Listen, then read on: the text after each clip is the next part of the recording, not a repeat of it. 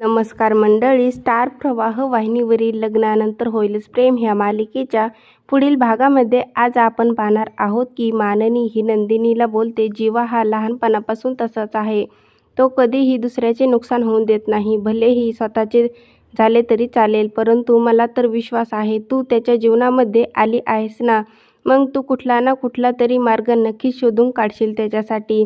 आणि तेव्हा दोघेही आनंदाने एकमेकांना मिठी मारतात. त्यानंतर आपण पाहतो की जीवा देवापुढे प्रार्थना करतो की देवा, तू माझ्यासाठी एक काम कर ना, फक्त माझ्या मनातली जी भीती आहे तिला कधी जिवंत होऊ देऊ नकोस. आणि त्यावेळेस त्या ठिकाणी नंदिनी माननी येतात आणि नंदिनी जीवाला बोलते की ज्यावेळेस तुम्हाला अशी कधी शंका वाटेल त्यावेळेस फक्त डोळे घट्ट मिटवायचे आणि आपल्या आवडत्या व्यक्तीचा चेहरा आपल्या डोळ्यासमोर आणायचा, मग तुमची भीती कधी जिंकणार नाही. आणि तेव्हा जीवा देखील त्यांच्या मताशी सहमत होतो.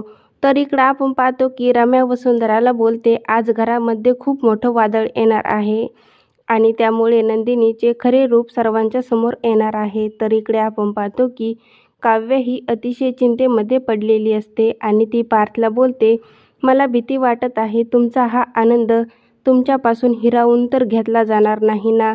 आणि तेव्हा पार्थ देखील अवाक होऊन तिच्याकडे पाहू लागतो आणि तिला प्रश्न विचारतो, माझा आनंद हिरावून घेणार म्हणजे नक्की काय होणार. आणि तेव्हा काव्य देखील चिंतेमध्ये पडलेली असते.